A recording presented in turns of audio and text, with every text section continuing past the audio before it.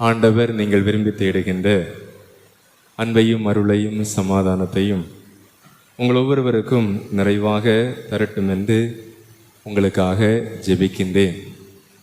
இன்று திரு அவை தூய மூவரு இறைவனுடைய விழாவை கொண்டாடுகின்றது. மூவரு இறைவனுடைய விழா என்பது திரு அவையிலே மிக முக்கியமான விழா. ஏனென்றால் கடவுளை நாம் கொண்டாடுகின்றோம். இது கடவுளின் திருவிழா. எனவேதான் கத்தோலிக்க மறைக்கல்வி இவ்வாறு சொல்லுகிறது: மூவரு கடவுள் என்னும் மறைபொருள் கிறிஸ்தவ வாழ்வின் நம்பிக்கையின் மையமும் அடித்தளமும் ஆகும். மூவரு இறைவன்தான் நம்முடைய கிறிஸ்தவ நம்பிக்கையின் மையமும் வாழ்வின் அடித்தளமுமாக இருக்கிறது என்பதை இந்த கத்தோலிக்க மறைக்கல்வி நமக்கு கற்றுத்தருகிறது. என்றால் நாம் நம்முடைய வாழ்வு, நம்முடைய உலகம், நம்முடைய நம்பிக்கை, நம்முடைய திரு அவை வாழ்வு அனைத்துமே இந்த மூவரு இறைவனில்தான் இயங்கிக் கொண்டிருக்கிறது. நம்முடைய கிறிஸ்தவ வாழ்வாக இருக்கட்டும் அல்லது அன்றாட வாழ்வாக இருக்கட்டும், காலையில் எழுந்தது முதல் இரவில் தூங்க செல்வது வரையிலும் இந்த சிலுவை அடையாளத்தை நாம் வரைகிறோம். மூவரு கடவுளை நாம் புகழ்கின்றோம். எனவே தந்தை, மகன், தூய ஆவியின் பெயராலே என்று சொல்லக்கூடிய இந்த சிலுவை அடையாளம் நம்முடைய வாழ்விலிருந்து பிரிக்க முடியாத ஒன்றாக இருக்கிறது. அதனால்தான் ஒவ்வொரு திருப்பலியிலும் நாம் தொடங்குகின்ற பொழுது தந்தை, மகன், தூய ஆவியின் பெயரால் என்கின்ற அந்த கடவுள் புகழோடு நாம் தொடங்குகின்றோம். தந்தை அன்பானவராக இருக்கின்றார் என்று இன்றைய வாசகத்தில் நாம் வாசிக்க கேட்டோம். அவர் இரக்கமும் பரிவும் கொண்டவர், சினம் கொள்ள தயங்குபவர், பேரன்பு மிக்கவர், நம்பிக்கைக்குரிய தந்தை.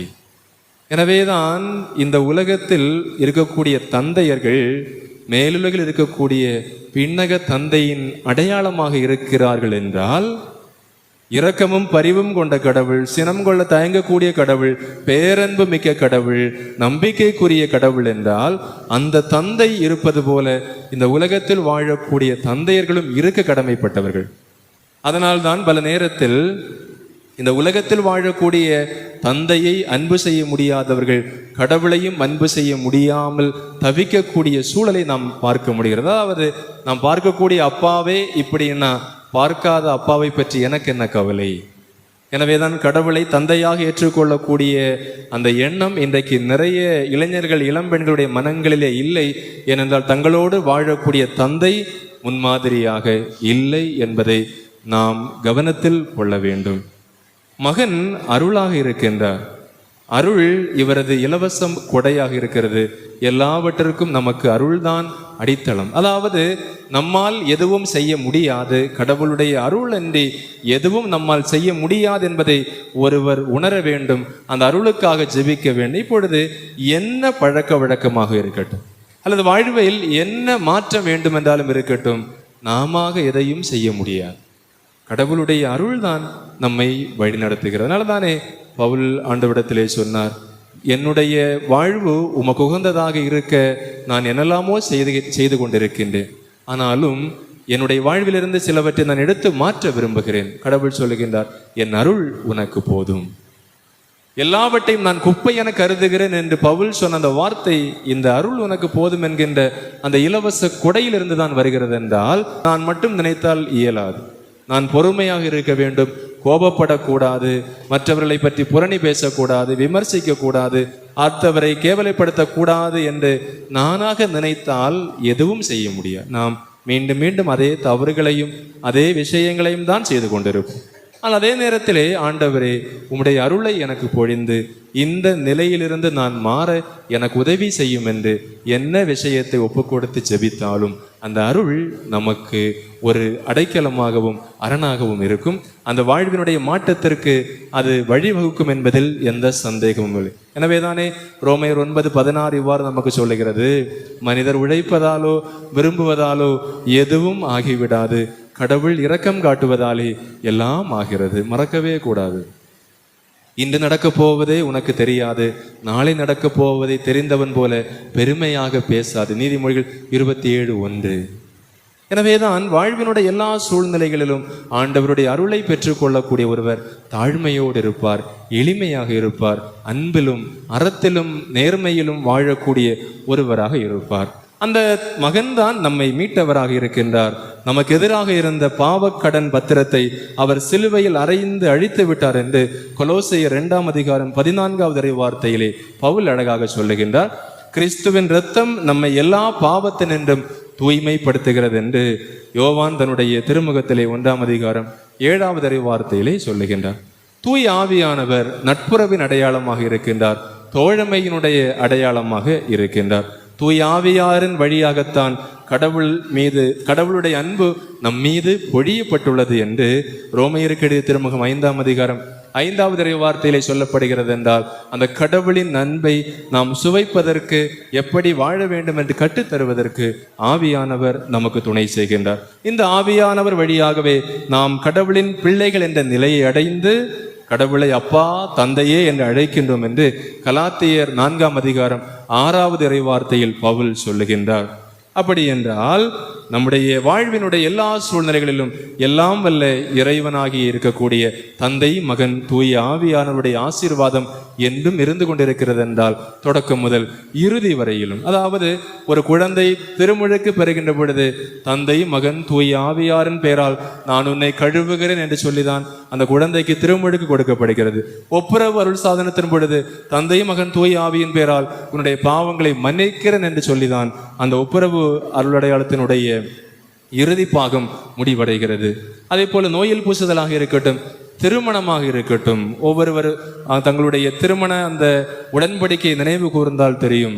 தந்தை, மகன், தூய் ஆவியின் பெயரால் இந்த திருமாங்கல்யத்தை அணிந்து கொள்கிறேன் என்று சொல்லி தந்தை, மகன், தூய் ஆவி என்கின்ற மூவரே இறைவனுடைய பெயரால் தான் குடும்ப வாழ்வை தொடங்கி இருக்கின்றோம் என்பதை நாம் மறக்கக்கூடாது. அப்படி என்றால் வாழ்விலே எல்லா நிலையிலும் இந்த மூவர் இறைவன் நமக்கு முன்மாதிரியாக இருக்கின்றார் என்றால் இவளுடைய அந்த சிறப்பு இயல்பு என்பது மூவரும் ஒருவராய் இருக்கின்றார்கள். திருமண வாழ்விற்கு அல்லது குடும்ப வாழ்விற்கு அல்லது உறவு வாழ்விற்கு, சகோதர உறவிற்கு இந்த மூவர் இறைவன் முதன்மையான எடுத்துக்காட்டாக இருக்கின்றார். ஏனென்றால் மூவரும் ஒருவராக இருக்கின்றார்கள், இயல்பிலே ஒன்றாக இருக்கின்றார்கள், உள்ளத்தில் பிளவுபடாத உள்ளம். இந்த வார்த்தையை மறக்கக்கூடாது. கணவனும் மனைவியும் பிளவுபடாத உள்ளத்தோடு வாழத்தான் அழைக்கப்பட்டிருக்கின்றார்.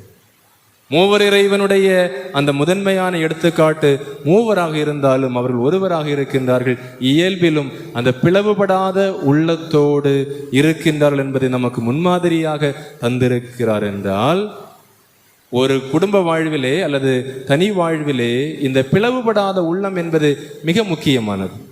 ஒருவர் சொல்வதற்கு மாற்றி சொல்லியே ஆக வேண்டும், அல்லது நீ என்ன சொல்வது நான் என்ன கேட்பது, நீ பேசுவதை நான் கண்டிப்பாக கேட்க வேண்டுமா என்று ஒருவர் கேட்டால் அந்த வாழ்வினுடைய சூழ்நிலை எதிர்மறையானதாக மாறுகிறது.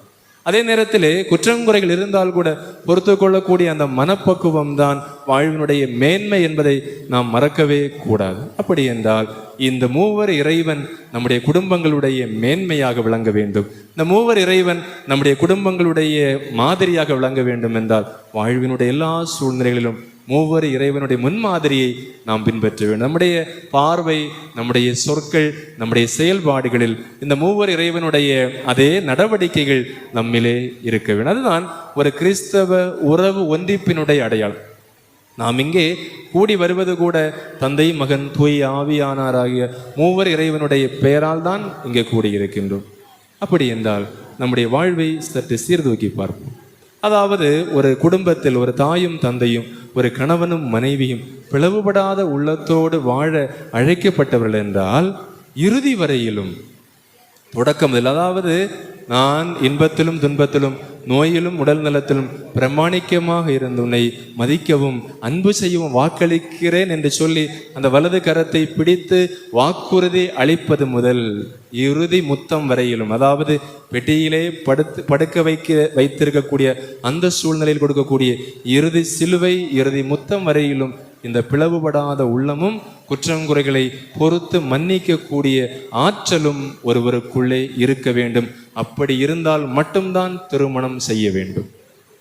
மற்றவர்கள் திருமணம் செய்யாமல் தங்கள் வாழ்க்கையை பார்த்து கொள்வது நல்லது. ஏனென்றால் சமூகத்தினுடைய தொந்தரவு, குடும்பத்தினுடைய தொந்தரவு என்று சொல்லி திருமணம் செய்யக்கூடியவர்கள் தங்களுடைய வாழ்க்கையை அழித்துக் கொள்கிறார்கள். தங்கள் வாழ்க்கையை மட்டுமல்ல, 2 குடும்பத்தினுடைய மேன்மையை உடைக்கின்றார்கள். ஒரு பெண்ணோ ஒரு ஆணோ இவருடைய ஆளுமையை சிதைக்கின்றார்கள்.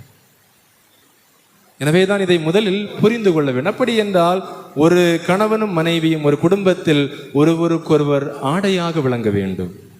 ஒருவருக்கொருவர் இன்றைக்கு அதிகமாக கேவலப்படுத்தக்கூடிய, அவமானப்படுத்தக்கூடிய, குறை சொல்லக்கூடிய ஒரு சூழலைத்தான் நாம் குடும்பங்களில் பார்த்து கொண்டிருக்கின்றோம். ஒரே நேரத்தில் மாறி மாறி பழி சொல்லி, யாரும் பொறுப்பெடுக்க முடியாமல் மற்றவரை குறை சொல்லி, குடும்பத்தினரை குறை சொல்லி நாம் பொறுப்பெடுக்க தயங்குவதால் யார் வாழ்வதென்று தெரியாது, யாருக்காக வாழ்கிறோம் என்று பல நேரத்தில் பலருக்கு தெரிவதே இல்லை.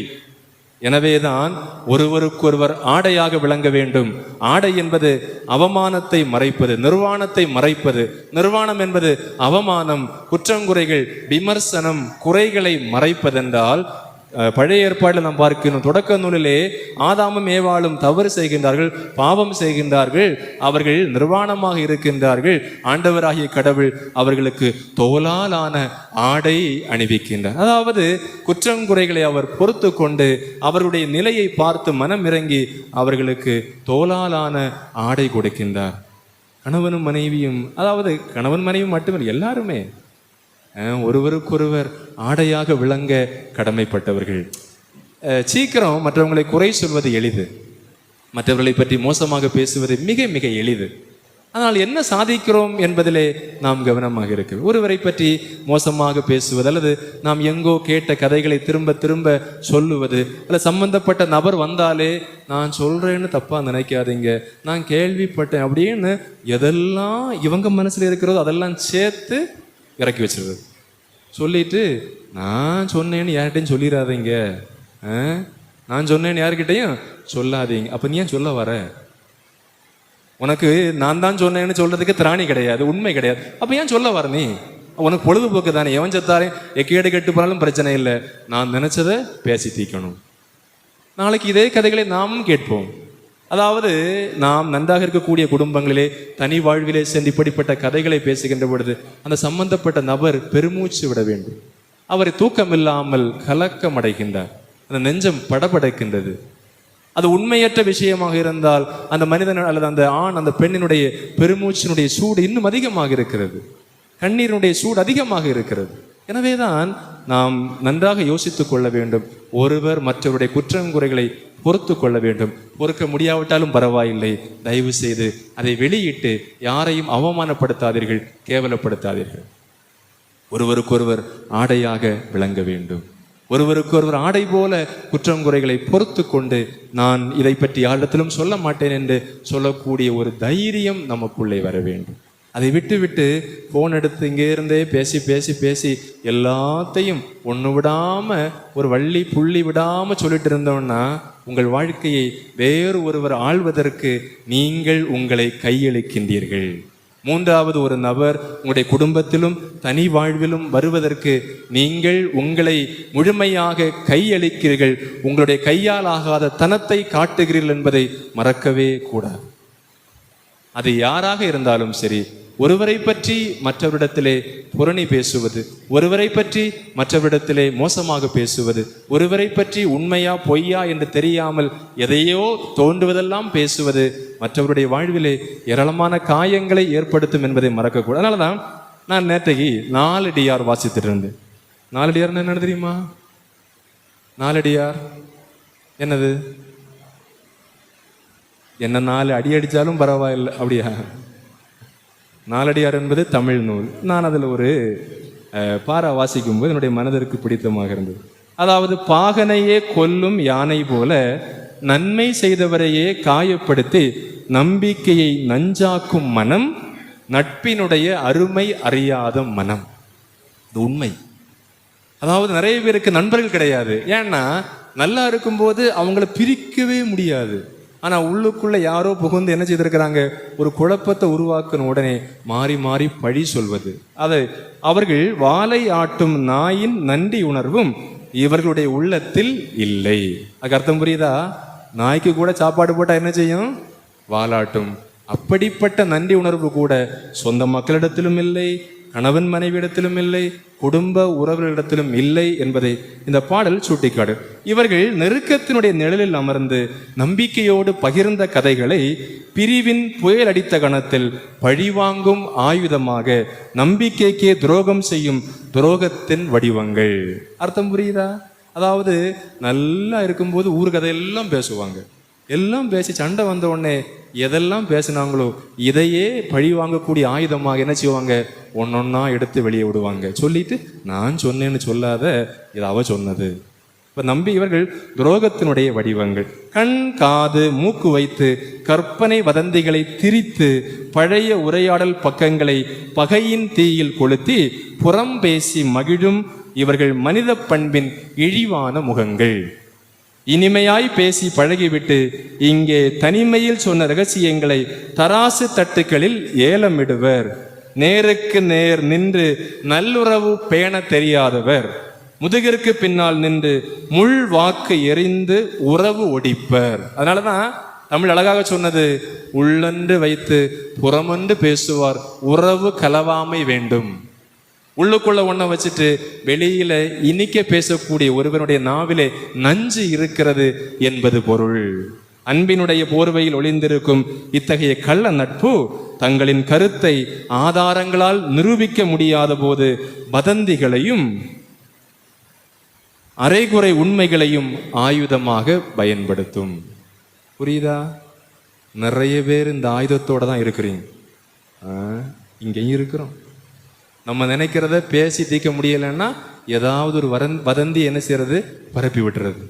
சில காலம் பொய்கள் ஓடலாம், ஆனால் உண்மை நடந்தே வந்து சேரும். நம்பிக்கையை உடைப்பவர்கள் பிறரை வீழ்த்த நினைத்து இறுதியில் தங்களின் நம்பகத்தன்மையையே இழந்து நிற்பார்கள். அர்த்தம் புரியுதா? மற்றவரிடத்திலே நம்பிக்கை இழக்க வைக்கக்கூடியவர்கள் தங்களுடைய நம்பகத்தன்மையை இழக்கின்றனர். அதனாலதான் வள்ளுவர் அழகாக சொன்னார், பகச்சொல்லி கேளிர் பிரிப்பர் நகச்சொல்லி நட்பாடல் தேற்றாதவர். மற்றவரை புரணி பேசி நட்புகளை கெடுப்பவர்கள் நட்பினுடைய அன்பையும் அருளையும் அருமையும் தெரியாதவர்கள் என்பது உண்மையாக இருக்கிறது என்றால் ஒருவருக்கொருவர் ஆடையாக விளங்க கடமைப்பட்டவர்கள். இரண்டாவது ஒருவருக்கொருவர் ஆசியாக விளங்க கடமைப்பட்டவர்கள். மறக்கவே கூடாது. இன்றைக்கு பிள்ளைகளும் பெற்றோர்களும் கணவனும் மனைவியும் எல்லாருமே ஒருவருக்கொருவர் ஆசியாக விளங்க கடமைப்பட்டவர்கள். நான் இந்த குடும்பத்தில் வந்ததால் என்னுடைய குடும்பம் நன்றாக இருக்கிறது என்று நானே பெருமைப்பட்டு கொள்ளக்கூடிய அளவிற்கு நம்முடைய வாழ்வை அமைத்துக் கொள்ள வேண்டும். இந்த பெண் எங்களுடைய குடும்பத்திலே வந்ததால் எங்களுடைய குடும்பம் ஆசீர்வாதமான குடும்பமாக இருக்கிறது. இந்த கணவன் இந்த மருமகன் எங்கள் குடும்பத்தில் வந்ததால் எங்கள் குடும்பம் ஆசீர்வாதமாக இருக்கிறது, நாங்கள் நன்றாக இருக்கிறோம் என்று சொல்லக்கூடிய அளவிற்கு ஒவ்வொரு குடும்பத்திலும் போகிறவர்களும் வருகிறவர்களும் இருக்க வேண்டும். அதை விட்டுட்டு என்னைக்கு இவளை கெட்டுனோ அன்னைக்கே எனக்கு கர்மம் பிடிச்சுன்னு சொன்னா நான் வாழ்வதில் அர்த்தம் இல்லை. நிறைய நகையெல்லாம் போட்டுக்கலாம், பட்டு சாரி எல்லாம் ஓகே, நம்மையே நாம் என்ன அழகுபடுத்திக் கொள்ளலாம். ஆனால் என்னை பார்த்து ஒருவர் என்னைக்கு இவன் இந்த ஊருக்கு வந்தானோ அன்னைக்கே பிரச்சனை ஆரம்பிச்சுன்னு சொன்னா நான் இந்த ஊரில் இருப்பதில் அர்த்தம் இல்லை. அதே போலத்தான் ஒவ்வொரு குடும்பத்திலும் என்னைக்கு இவன் அல்லது இவள் என் குடும்பத்திற்குள் வந்தாலோ அன்றைக்கே என் குடும்பத்தினுடைய அமைதி கெட்டு போனது என்று நம்மை பார்த்து ஒருவர் சொன்னால் வாழ்வதற்கான அர்த்தத்தை பெரிய கேள்விக்குறியாக்கி கொள்ள வேண்டும். அதனால தான் எல்லாரும் உட்கார்ந்து யோசிக்கணும். என்ன யோசிக்கணும்? என்னை பற்றி எங்கள் அம்மா என்ன நினைப்பாங்க, என்னை பற்றி எங்கள் அப்பா என்ன நினைப்பாங்க, என்னை பற்றி என் கணவன் என்ன நினைப்பார், என்னை பற்றி என் மனைவி என்ன நினைப்பார், ஏன் என்னை பற்றி என் பிள்ளைகள் என்ன நினைப்பார்கள். எத்தனையோ பிள்ளைகள் நினச்சிட்டு இருக்கிறாங்க சீக்கிரம் அம்மா அப்பா சாவாங்க, சொத்தெல்லாம் நமக்கு சேர்த்தே கிடைக்கும் அப்படின்னு. ஆனால் அப்படி தானே சேர்த்து வச்சுருக்கிறோம். நிறைய பேர் பிரிச்சே கொடுக்காம இருக்கிறோம். எல்லாம் நம்ம போன என் காலத்திற்கு பிறகு எடுத்துக்கொள்ளுங்கள், அடி வச்சு சாவுங்கன்னு அதுக்கு அர்த்தம். எனவே தான் ஒருவருக்கொருவர் ஆசியாக விளங்க வேண்டும் என்றால் ஒவ்வொருவரும் உட்கார்ந்து யோசிக்க வேண்டும், நான் இந்த குடும்பத்தில் இருப்பதால் இந்த குடும்பம் ஆசீர்வாதமான குடும்பமாக இருக்கிறதா? ஆபிரகாமை அழைத்த ஆண்டவர் என்ன சொன்னார்? நீ ஆசியாக விளங்குவாய், நீயே ஆசியாக விளங்குவாய். எல்லா இனங்களுக்கும் நீ ஆசியாக விளங்குவாய், உன்னை தந்தையாக ஏற்படுத்துவேன் என்று வாக்குறுதி கொடுத்திருக்கிறார் என்றால், இதே ஆசீர் ஒவ்வொரு குடும்பத்திலும் இருக்க வேண்டும் என்றால் ஒருவருக்கொருவர் ஆசியாக விளங்க கடமைப்பட்டவர்கள். வார்த்தைகள், எவ்வளவு கெட்ட வார்த்தை பேசுறோம், எவ்வளவு தடித்த வார்த்தைகள் பேசுறோம். நீ போ, நீ இங்க இருக்க வேண்டாம் என்று ஒருவருக்கு. நம்ம யாரு நீ போன்னு சொல்றதுக்கு? கடவுள் ஒரு நொடியில நீ போன்னு சொல்லணும், அப்படிதானே? நீ போன்னு கடவுள் சொல்ல முடியாதா? சொல்ல. ஆனால் அவர் இன்னும் பொறுமை காத்து கொண்டிருக்கிறார் என்றால், நாம் மனிதர்களை திரும்ப விரட்டி கொண்டே இருக்கிறோம், ஓட வைத்து கொண்டே இருக்கிறோம். யாரையும் விரட்டாதீங்க, யாரையும் ஓட வைக்காதீங்க, நம்மளே ஓட வேண்டிய காலம் வரும். எனவேதான் ஒருவருக்கொருவர் ஆசியாக விளங்க வேண்டும் என்றால் ஒருவரை ஒரு பொறுத்து கொள்ளுங்கள், மன்னிக்க கற்றுக்கொள்ளுங்கள். இந்த மூவர் இறைவன் அதைத்தான் நமக்கு கற்றுத் தருகின்றார். எந்த சூழ்நிலையிலும் நம்மை கைவிடாமல் இருக்கிறார் என்றால், என் தம்பி, என் அண்ணன், என் அக்கா, என் தங்கை, என் கணவன், என் மனைவி, என் தாய், என் தந்தை, என் பிள்ளைகள் தவறு செய்தவர்கள் தான். தவறு செய்யவில்லை என்றால் தவறு செய்தவர்கள் தான். ஆனாலும் இவன் என் தந்தை, இவர் என் தந்தை, இவர் தவறு செய்திருக்கிறார், ஆனாலும் இவன் என் சகோதரன். இவன் தவறே செய்திருந்தாலும் இவன் என் அண்ணன், இவள் தவறே செய்திருந்தாலும் இவள் என் அக்கா, இவர் தவறே செய்திருந்தாலும் இவர் என் கணவன், இவள் தவறே செய்திருந்தாலும் இவள் என் மனைவி என்று மன்னித்து ஏற்றுக்கொள்ளக்கூடிய மனப்பக்குவம் ஒருவருக்குள் இருக்க வேண்டும். அன்புமிக்கவர்களே, திருமணம் என்பது ஒருவருடைய கடந்த வாழ்க்கையை பற்றி நினைப்பதல்ல. திருமணத்தின் வழியாக பழைய கால வாழ்க்கை காயங்கள் அனைத்தும் ஆறுகிறது என்பதுதான் உண்மை. எனக்கு மிகவும் பிடித்தமான ஒரு குடும்பம். அவர்கள் அருள் பணியாளர்களுக்கான இந்த அங்கிகளை தைத்து கொடுத்து கொண்டிருக்கின்றார்கள். நான் ஒரு அங்கி தைக்க அங்கே போன பொழுது அவர் தன்னுடைய அந்த வாழ்க்கையை சொன்னார். நான் நிறைய இடத்துல சொல்லியிருக்கிறேன். ஏனென்றால் எனக்கு அது வித்தியாசமாக இருந்தது. அதாவது, இந்த பையன் வெளிநாட்டில் இருக்கிறான். வெளிநாட்டில் இருக்கக்கூடிய பையனை கூப்பிட்டு திருமணத்துக்கு ஏற்பாடு செய்கிறார்கள். அவனுக்கு 1 மாதம் லீவு கிடைக்கிறது. அந்த 1 மாத லீவிற்கு அவன் வருகிறான். திருமணம் நடக்கிறது. திருமணம் நடந்த அந்த வேளையிலே அந்த மனைவி சொன்னார், எங்க 1 மாதம் கூட நீங்கள் லீவு கேளுங்க அப்படின்னு. அவர் 1 மாதம் கூட லீவு கேட்கிறார். 1 மாதம் கூட 2 மாதமாக இருக்கின்றார்கள். அவர் 2 மாதம் முடித்து திரும்ப செல்லுகின்றார். திரும்ப சென்றவர் 3-4 மாதங்கள் ஆகின்ற பொழுது மனைவியினுடைய அந்த வயிற்றிலே வித்தியாசம் தெரிகிறது. எனவே மருத்துவமனைக்கு அழைத்து செல்லுகின்றார்கள். எல்லாரும் மகிழ்ச்சி அடைகின்றார்கள். கணவனுக்கு தகவல் சொல்லப்படுகிறது, நாங்கள் ஹாஸ்பிட்டலுக்கு போகிறோம் அப்படின்னு. அந்த நேரத்திலே மருத்துவமனைக்கு சென்று ஸ்கேன் செய்து பார்த்தால் அங்கு இருப்பது கருவல்ல, புற்றுநோய்க்கான ஒரு கட்டி. இந்த புற்றுநோய்க்கான கட்டி இருக்கிறது தெரிந்த உடனே அந்த பையனுடைய தாயார் சொன்னார், ஏமாத்தி கட்டிட்டாங்க, ஏமாத்தி கட்டி வச்சுட்டாங்க, இவளை அத்து விட்டுறணும், ஏமாத்திட்டாங்கன்னு பையனுக்கு ஃபோன் பண்ணி ஒரே புலம்பல், ஏமாத்திட்டாங்க அப்படின்னு. பையன் உடனே அங்கே லீவு போட்டுட்டு திரும்ப வருகின்றார். வந்தவர் இந்த மனைவி பார்க்கின்றார். 2 பேரும் பேசுகிறாங்க. என்னால் உங்களுக்கு ரொம்ப சிரமமாக இருக்குது, நீங்கள் என்ன வேணால் டைவர்ஸ் பண்ணிக்கோங்க, வேறு நான் என்ன சொல்லு அப்படின்னு அந்த அம்மா பொறுமையாக சொல்லுது. கணவர் எதுவுமே பேசவில்லை. அந்த பையன், சின்ன பையன், ஒரு 28 வயசுன்னு நினைக்கிறேன், அவன் பொறுமையாக எல்லாவற்றையும் கேட்டுக்கொண்டிருக்கின்றான். அந்த அம்மா வந்து சொன்னாங்க, அத்து விட்டுறணும், ஏன்னா இவளையெல்லாம் நம்ம வச்சிருக்கக்கூடாது, இவங்க ஏமாத்திருக்கிறாங்க, தெரிஞ்சுதான் கட்டி வச்சிருக்கிறாங்க அப்படின்னு. ஆனால் உண்மையிலே அந்த குடும்பத்தில் அது தெரியாது. ஆனால் இந்த தாய் திரும்ப திரும்ப உனக்கு வேற நாங்கள் பொண்ணு பார்க்குறோம் அப்படின்னு அந்த சூழ்நிலையை இன்னும் மோசமானதாக மாற்றுகிறார்கள். அந்த பையனோட அக்கா சொன்னாங்க, ஏப்பா விட்டுரு, நாங்கள் உனக்கு வேற பொண்ணு பார்க்குறோம், எத்தனை பேர் வந்து கேட்டாங்க, அதில் ஒன்று நாங்கள் பார்த்து வைக்கிறோம், நான் கட்டி வைக்கிறேன் எல்லாம் சொல்லுவாங்க. இவங்களை நம்பி சொந்த மனைவியை கணவனை விட்டீங்கன்னா அவங்க குடும்பத்தோட நல்லா இருப்பாங்க, நீங்கள் நடுத்தருவில் நிற்கணும். அவன் சொன்னா நான் கட்டி வைக்கிறேன் அப்படின்னு. அப்பா மட்டும் சொன்னார். சில நேரத்தில் அப்பாக்கள் நிறைய பேச மாட்டாங்க, சில நேரத்தில் பேசுவார்கள், அது அழகான வாக்காக இருக்கு. அப்பா சொன்னார், எப்பா எனக்கு என்ன சொல்லணும்னு தெரியல, உன் சூழ்நிலை எனக்கு புரியுது, பெண் பாவம் பொல்லாதது, பார்த்து செய், அவ்வளோ. உன்னை நம்பி வந்திருக்கின்றால் அவளை கைவிட்டுறாத, பார்த்து செய். இந்த அப்பாவுடைய வார்த்தை இந்த இளைஞனுடைய மனதிலே தொட்டது.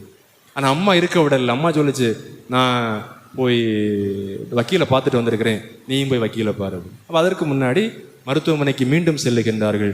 இதுவரையிலும் மருத்துவர் சொல்லாததை சொன்னார். அதாவது அந்த கர்ப்பப்பை முழுவதுமாக அகற்றப்பட வேண்டும். அப்படி என்றால் வாழ்நாள் முழுவதும் குழந்தை பெறுவதற்கான வாய்ப்பே இல்லை. அம்மா மும்முரமாக இருந்தாங்க, எப்படியாவது வக்கீலை பார்த்து டைவர்ஸ் வாங்கி ஆகணும் அப்படின்னு. அம்மா கிட்ட இவன் சொன்னா, சரி நான் வக்கீலை பார்த்துட்டு வரேன் அப்படின்னு சொல்லிட்டு போயிட்டான். வக்கீலை பார்த்துட்டு இவன் திரும்ப போகிறதுக்காக வக்கீலை பார்க்க போகும்போது ஆலயம் இருக்கிறது. அந்த ஆலயத்திலே சூசையப்பர் சுரூபம் ஒன்று இருக்கிறது. இவனுக்கு மன போராட்டம்.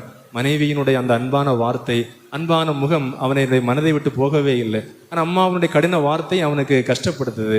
என்ன செய்வதுன்னு தெரியாமல் அந்த சூசையப்பருடைய சுரூபத்திற்கு முன்னாடி முழங்கால் போட்டான். முழங்கால் போட்டு எதுவுமே பேச வரல. கண்ணில் இருந்து மலமலன்னு கண்ணீர் பாயுது. அப்படி இருந்தவன் அப்படியே குனிந்து படுக்கின்றான். தூங்கிவிட்டான். தூங்கிவிட்டவனுக்கு ஒரு கனவு. அந்த மரியாவை விலக்கிவிட தீர்மானிக்கப்பட்ட போது அந்த சூசையப்பருக்கு கனவில் தோன்றியவர், நீ மரியாவை விலக்கி விடாது, அவளை ஏற்றுக்கொள் என்று அந்த ஒவ்வொரு விவிலியத்தினுடைய நிகழ்வும் இவனுடைய மனதிலே வருகிறது. சூசையப்பருடைய வாழ்வு நடந்த ஒவ்வொரு நிகழ்வும் இவனுடைய மனதிலே வருகிறது. கொஞ்ச நேரம் அப்படியே படுத்திருந்தவன் திடீர்னு எழும்புனா. வக்கீலை பார்க்க போகல, வீட்டுக்கு வந்தான்.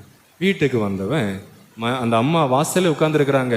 அவனை பார்த்த உடனே ஓடி போய், வக்கீல பார்த்தாச்சா, என்ன சொன்னாரு, எண்ணெய் கோட்டு போனோம் அப்படின்னு சொன்னோடனே இவன் ஒரே ஒரு வார்த்தை சொன்னான், நீ உன் வேலையை பாரு, நான் என் மனைவியை பார்த்துக்கலாம். இந்த ஆண்கள் எடுக்கக்கூடிய தைரியமான முடிவு சில நேரத்தில் அந்த குடும்பத்தை காப்பாற்றும், பலருக்கு வாழ்வை கொடுக்கும். அவன் அந்த பையன் சொன்னான், ஏமா அவளை கட்டிட்டு வந்ததுன்னா இன்பத்திலும் துன்பத்திலும் நோயிலும் உடல் நலத்திலும் உனக்கு பிரமாணிக்கமாக இருப்பேன்னு சொல்லி கூட்டிட்டு வந்ததுன்னா நீ அல்ல, நீ உன் வீட்டுக்காரரை பாரு, உன் வேலையை பாரு, நான் என் மனைவியை பார்த்துக்கலாம். எல்லாம் நான் பார்த்துக்கலாம். அக்கா வந்து சொல்லிச்சு, அம்மாவை எதிர்த்தா பேச, உன் வேலையை பாரு, நீ உன் வீட்டுக்காரரோட உன் குடும்பத்தை வைப்பாரு, உன்னை எங்க கல்யாணம் பண்ணி கொடுத்தாங்களோ அங்கே உள்ள வேலைகளை பாரு, இங்கே வந்து தலையிடாத, என் குடும்பத்தை நான் பார்த்துக்கலாம் என்று சொன்ன அந்த கணவன் அனுபவிக்கவில்லை. திருமணமாகி இன்றைக்கு 28 ஆண்டுகளாகிறது. நீங்க அந்த வீட்டுக்குள்ள போனீங்கன்னா அந்த மனைவியினுடைய முகம், அந்த வட்ட நிலா எவ்வளவு பிரகாசமாக இருக்குமோ அந்த அளவுக்கு பிரகாசமாக இருக்கும். 2 பேரும் சேர்ந்துதான் இருக்கின்றார்கள், 2 பேரும் இணைந்து பணியாற்றுகிறார்கள். அதன் பிறகு அவர் வெளிநாட்டிற்கு செல்லவில்லை, மனைவியோடு இருந்தார். நோய் குணமானது, ஆனாலும் கர்ப்பப்பை அகற்றப்பட்டால் குழந்தை செல்வங்கள் இல்லை. இருந்தாலும் அவருடைய வாழ்வு நன்றாகத்தான் போய்கொண்டிருக்கிறது. நான் எப்போது சென்றாலும் அவருடைய அந்த கரங்களை பிடித்து என் தலையில் வைப்பேன். என்றால் ஒரு துன்பத்தில் கைவிட்டிருந்தால் அல்லது அந்த மனைவியினுடைய நோயில் அந்த கணவன் பாராமல் இருந்திருந்தால் அந்த பெண்ணினுடைய வாழ்க்கை அப்போதே முடிந்து போயிருக்கும். ஆனால் ஒரு கணவனுடைய அன்பு அந்த பெண்ணினுடைய வாழ்க்கையை காப்பாற்றியது.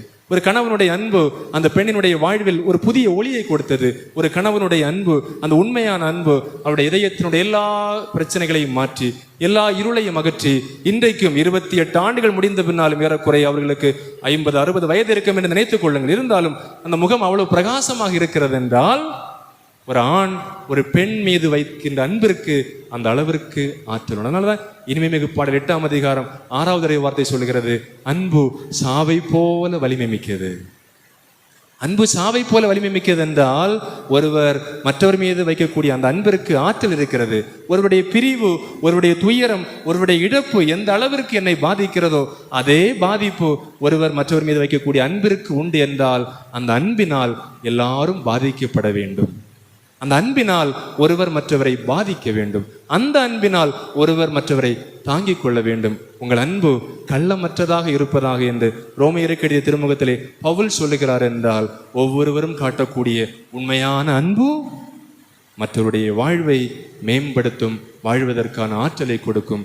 இதைத்தான் நமக்கு மூவர் இறைவன் நமக்கு பாடமாக கொடுக்கின்றார். அந்த மூவர் இறைவன் அன்பில் மகிழ்ந்து நம்மோடு வாழக்கூடியவருடைய குற்றங்குறைகளை பொறுத்து ஆசியாக அவர்களுக்கு விளங்கி அவர்களை அன்பு செய்வதற்குரிய அருளை கடவுள் நமக்கு தர வேண்டும் என்று ஜெபிப்போம். ஏனென்றால் அன்பு சாவை போல வலிமை மிக்கது. ஆமேன்.